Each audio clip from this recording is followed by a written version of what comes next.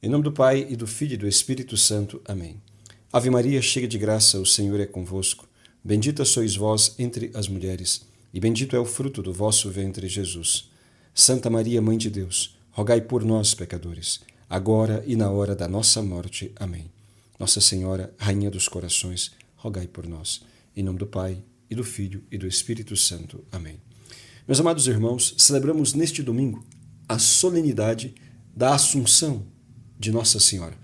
A Assunção significa que Nossa Senhora foi elevada aos céus em corpo e alma, após ter cumprido a sua missão nesta terra. Deus a elevou em corpo e alma, com o seu corpo glorificado, à semelhança daquilo que aconteceu com o corpo de seu filho.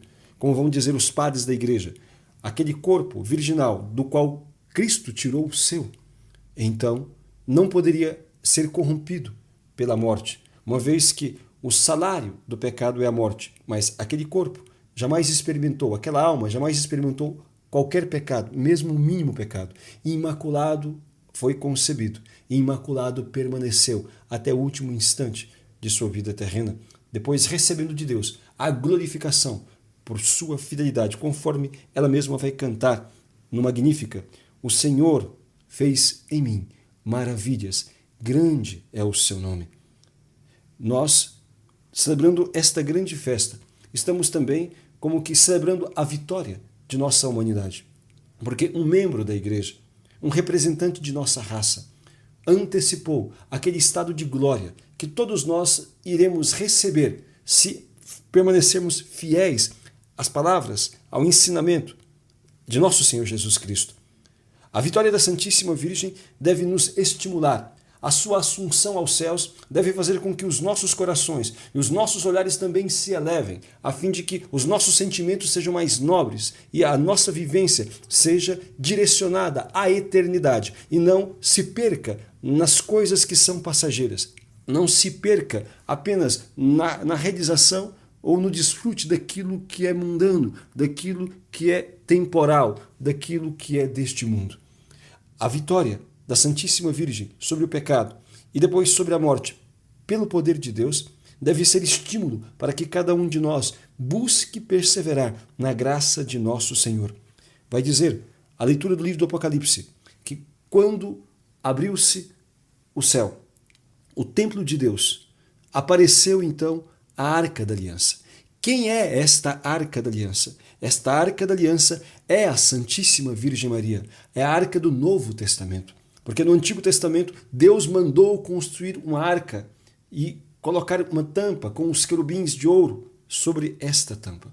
E dentro desta arca, uma espécie de baú, que havia ali os varões para serem carregados, como uma espécie de andor, dentro desta arca foram colocados os grandes tesouros de Israel. Foram colocados as tábuas da lei, foram colocadas as tábuas da lei, a lei de Deus, e foram colocados também uma porção do maná e o cajado de Moisés. Estes são os objetos que foram colocados dentro da Arca da Aliança, o grande tesouro de Israel. E nesta nova arca, na Arca do Novo Testamento, que é a Santíssima Virgem Maria, Deus, o Pai, depositou o seu maior tesouro, que é também o nosso maior tesouro, a palavra viva, o pão vivo descido do céu, nosso Senhor Jesus Cristo, foi depositado no seio puríssimo da Santíssima Virgem, e por meio dela foi dado a toda a humanidade, a fim de que, crendo nele, nós todos pudéssemos encontrar a salvação eterna. Esta Arca da Aliança, vai dizer a leitura do livro do Apocalipse, apareceu no céu este grande sinal, a mulher vestida de sol, tendo a lua debaixo dos pés e na sua cabeça uma coroa de 12 estrelas. Ela estava grávida e deu à luz a um filho, aquele que deveria reger todas as nações com cetro de ferro. Este filho foi arrebatado para junto de Deus. E depois aquela inimizade se faz sentir. Este dragão que também apareceu no céu, este dragão vermelho que apareceu no céu, que São João vai dizer no versículo 9 deste capítulo 12 do livro de Apocalipse, vai dizer que este dragão é o demônio, aquela antiga serpente, demônio, Satanás e assim por diante. Aquela mesma entidade que ouviu da parte de Deus aquela célebre profecia e que viu o estabelecimento desta inimizade irreconciliável, porque estabelecida pelo próprio Deus. Quando o Senhor disse, o Pai disse, eis que coloco ódio entre ti e a mulher, entre a tua descendência e a dela. Ela, a mulher, com a sua descendência, te esmagará a cabeça, e tu armarás ciladas contra o seu calcanhar. Este é o livro de Gênesis, no capítulo 3, versículo 15. E agora, nessa primeira leitura, onde vemos narrado no livro do Apocalipse, aparece novamente a figura da mulher e do dragão, da mulher e da serpente, que vão se embater novamente. O dragão, a serpente, perseguindo a mulher, perseguindo o filho da mulher. E depois, mais adiante, vai falar também sobre o resto da descendência, aqueles que são os membros do corpo místico de Cristo, aqueles que, formados pela mulher, observam os mandamentos de Deus, aqueles a quem Cristo entregou na cruz para a Santíssima Virgem, aqueles que foram colocados como filhos, como co-herdeiros do Senhor, aqueles que o Senhor mesmo entregou, consagrou aos cuidados de sua Mãe Santíssima, quando na cruz morria, conforme está narrado no Evangelho escrito por São João no capítulo 19, versículo 26 e 27. Mulher, eis aqui o teu filho. Por isto a Igreja, na pessoa do Papa Paulo VI, declarou a Santíssima Virgem Maria, Mãe da Igreja, Mãe de todos os membros do corpo místico de Cristo. Embora ela mesma seja membro da Igreja, ela recebeu de Cristo esta missão, esta maternidade espiritual, para que na ordem da graça ajudasse-nos a todos nós a fazer tudo o que Jesus mandou e dessa forma nos auxiliasse a esta manutenção, esta perseverança na comunhão com o Senhor, a fim de que nós fôssemos dignos do seu reino. Meus amados irmãos, esta festa de hoje, esta grande solenidade que nós celebramos, nos faz ver esta mulher vestida de sol, a Santíssima Virgem Maria. É verdade que se pode dizer da Igreja também as mesmas palavras. Aliás, tudo o que se diz da Igreja se diz também de Nossa Senhora. A Santíssima Virgem é mãe, a Igreja é mãe. A Santíssima Virgem é imaculada, a Igreja é imaculada. A Santíssima Virgem, ela é a esposa de Deus. A Igreja também é a esposa de Cristo. Assim por diante. A única coisa que não se diz da Igreja que Nossa Senhora tem é a maternidade divina, porque a Igreja não é mãe de Cristo, Nossa Senhora sim. E a única coisa que se diz de Nossa Senhora que que a Igreja possui e Nossa Senhora não tem é o sacerdócio, porque Nossa Senhora não é sacerdote, mas a Igreja possui o sacerdócio. Assim, meus amados irmãos, fora isto, todas as outras coisas se podem aplicar, tanto à Igreja como à Santíssima Virgem. Claro, aspectos diferentes, mas a mesma palavra, a mesma ideia se pode aplicar a um e a outro, a Igreja e também à Santíssima Virgem. Hoje, quando o Apocalipse nos fala, portanto, daquela mulher tendo dores, evidentemente que aqui não se trata de dores físicas de Nossa Senhora, porque o parto da Santíssima Virgem foi indolor. Assim como a sua concepção foi milagrosa por obra do Espírito Santo, também o seu parto foi milagroso, de forma que se conservasse intacta a sua virgindade. Aqui quando se fala da mulher tendo dificuldades, significa a Igreja, o sofrimento no qual ela gera também os seus filhos, em meio à perseguição, em meio ao martírio, porque na sequência, depois da leitura, nos vai falar do dragão perseguindo a mulher e depois perseguindo o resto de sua descendência, aqueles que, educados por ela, aprenderam a colocar em prática os mandamentos de Cristo e que guardam o testemunho de Jesus, nosso Senhor. O testemunho de Jesus é aquele testemunho da sua submissão a esta criatura que ele quis ter por mãe, a sua submissão a Nossa Senhora, embora não precisando, embora não tendo necessidade, ele quis dar-nos o exemplo desta submissão, porque adiante ele iria fazer dela nossa mãe, e ele mesmo sabia a importância de dar esta autoridade do seu exemplo, a fim de que nós pudéssemos imitar, confiando a nossa vida a ela, de forma que ela tivesse esta liberdade de nos conduzir, de nos ensinar a amar a Deus,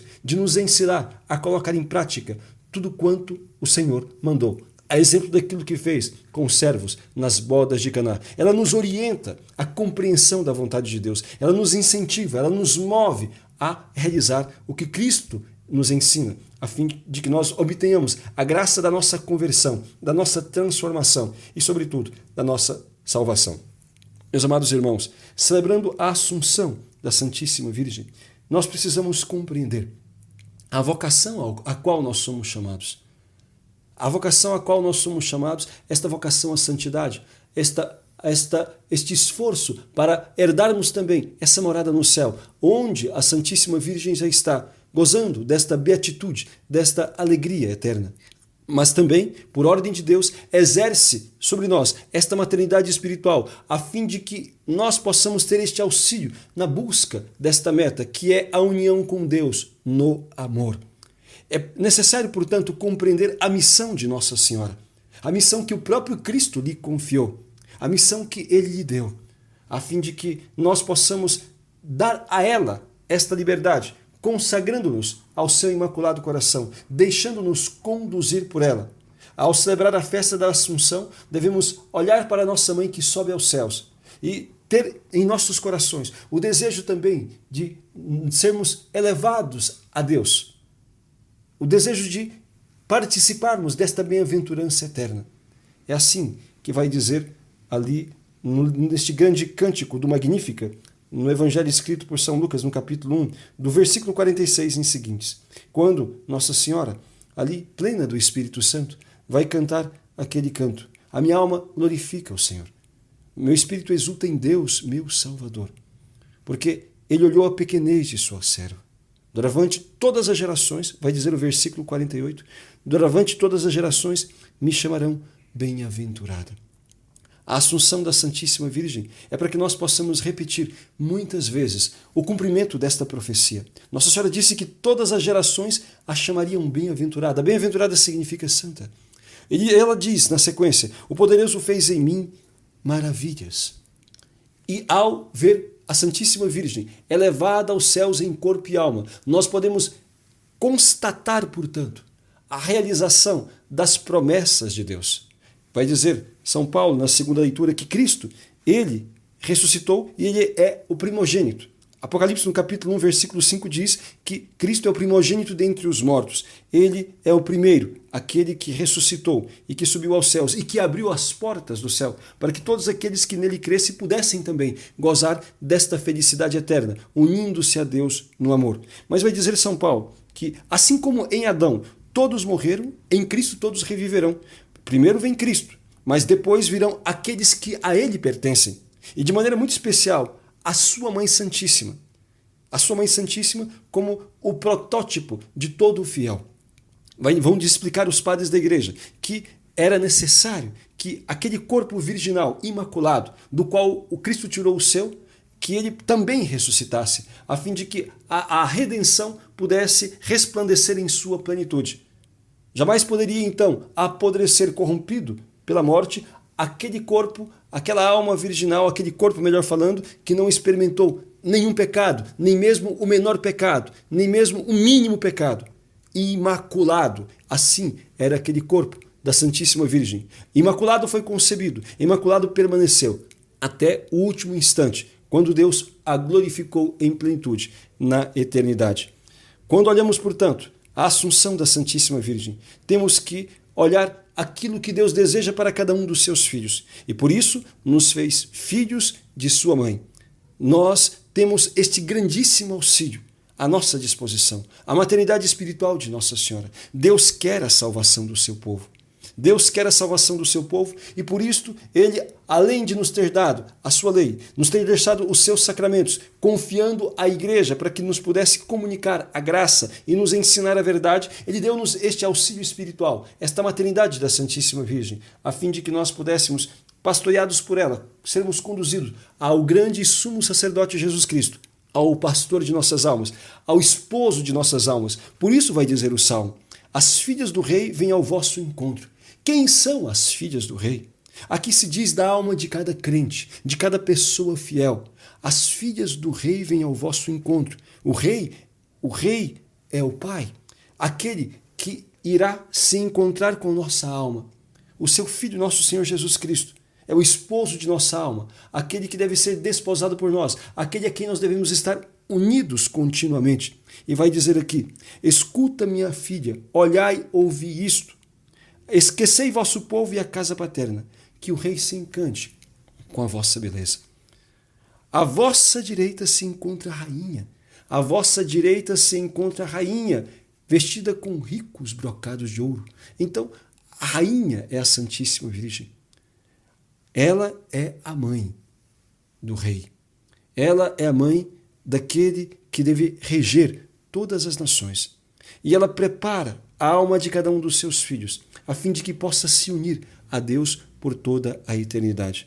Meus amados irmãos, glorifiquemos a Deus nesta belíssima festa, nesta solenidade da Assunção de Nossa Senhora. Agradeçamos ao Senhor pela a graça de nos ter dado tão bondosa mãe. E procuremos fazer por onde merecer, também um dia gozar desta bem-aventurança feliz. Que nós nos deixemos preparar, que a nossa alma possa então desposar-se com Cristo. E que nós possamos contemplar com os nossos olhos aquilo que o apóstolo São João viu naquele grande esplendor.